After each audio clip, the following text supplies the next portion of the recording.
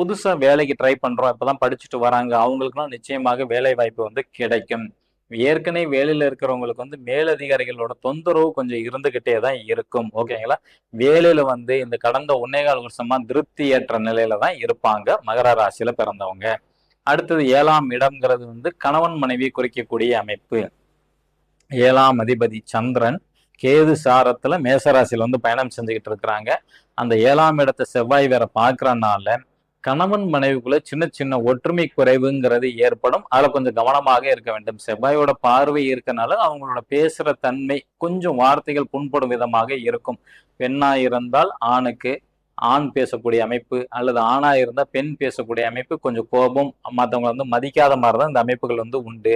வீண் விரயம் வந்து உண்டு. காரணம் இல்லாமல் சந்தேகப்படுறதுக்கான வாய்ப்புகள் அதிகமாக உண்டு. அமைதி வந்து கொஞ்சம் குறையும். ஓகேங்களா? ஆனா அமைதியா இருந்தா உங்க வாழ்க்கையில ரொம்ப நிம்மதிங்கிறது ஏற்படும். தொழில் தொழில் தொழில்ங்கிற அமைப்புல வந்து போக வேண்டாம். கொஞ்சமாச்சும் குடும்பத்துல கொஞ்சம் அக்கறை செலுத்தினீங்கன்னா நிச்சயமாக வெற்றி வாய்ப்பு வந்து உண்டு மகர ராசியில பிறந்தவங்களோட பார்ட்னருக்கு.